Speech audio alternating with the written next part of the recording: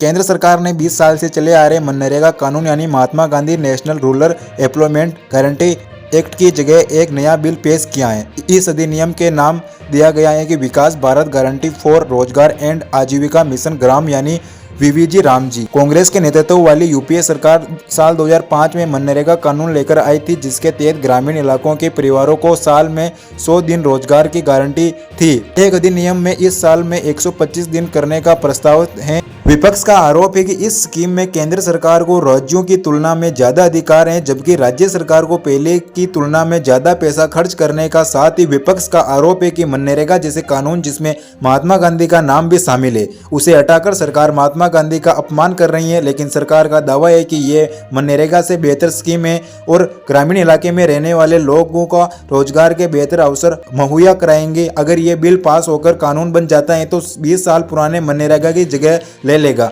Scheme में उन ग्रामीण परिवारों के लिए साल में 125 दिन रोजगार सुनिश्चित करने का प्रावधान है, जिसके वयस्क सदस्य अपनी इच्छा से अनुकूल शारीरिक श्रम यानी अनस्किल्ड फिजिकल लेबर के लिए आगे आते हैं। मनरेगा में इसके लिए साल में 100 दिन के रोजगार की गारंटी दी जाती है।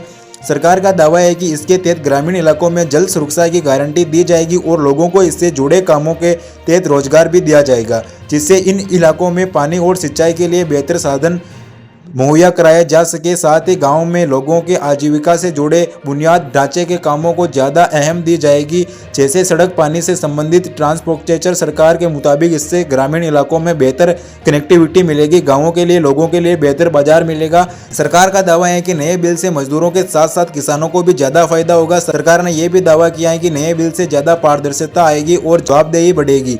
कांग्रेस के नेतृत्व खाली यूपीए सरकार ग्रामीण इलाकों के लोगों का आजीवन बेहतर करने का उद्देश्य से साल 2005 में मनरेगा कानून लेकर आई थी। इसमें देश के सभी जिले शामिल है। मनरेगा में प्रावधान है कि मजदूरों को दी जाने वाली मजदूरी का खर्च केंद्र सरकार उठाएगी, जबकि सामान वगैरह का खर्च राज्य सरकार एक निश्चित अनुपात में उठाएगी। जबकि नए बिल में प्रस्ताव है कि इसके तहत होने वाले कुल खर्च 60% सिर्फ केंद्र सरकार वहन करेगी, जबकि 40% खर्च राज्य सरकार उठाएगी। पूर्वोत्तर के राज्यों उत्तराखंड, हिमाचल प्रदेश, जम्मू कश्मीर और अन्य केंद्र शासित प्रदेशों में केंद्र सरकार इसके तहत होने वाले खर्च का 90% खर्च खुद उठाएगी।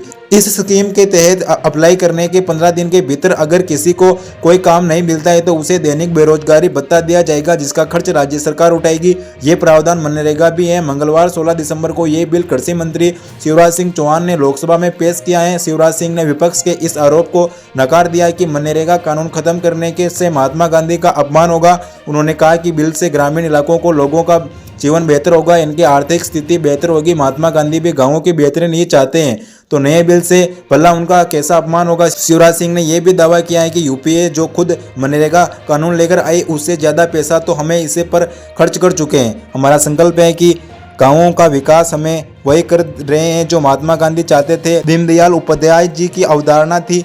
विपक्ष का आरोप है कि सरकार दबे छिपे ऐसे स्कीम ला रही है जिसका पूरा नियंत्रण केंद्र सरकार के हाथों में होगा। राज्य सरकार को ज्यादा खर्च करना होगा और क्रेडिट केंद्र सरकार को मिलेगा। लोकसभा में कांग्रेस नेता प्रियंका गांधी ने कहा कि मैं इस बिल पर सख्त विरोध दर्ज कराती हूं। मनरेगा जब हम लेकर आए थे तब लगभग सभी राजनीतिक दलों ने उसका समर्थन किया था। इससे साबित होता है कि वो लोगों के कल्याण के लिए लाया गया कानून था। नए बिल में केंद्र सरकार को ये सभी अधिकार दे दिए गए हैं और वे तय करेंगे कि किस राज्य को कितना फंड देना है, जबकि मनरेगा में फंड के निर्धारण में गांवों की पंचायत की भूमिका थी।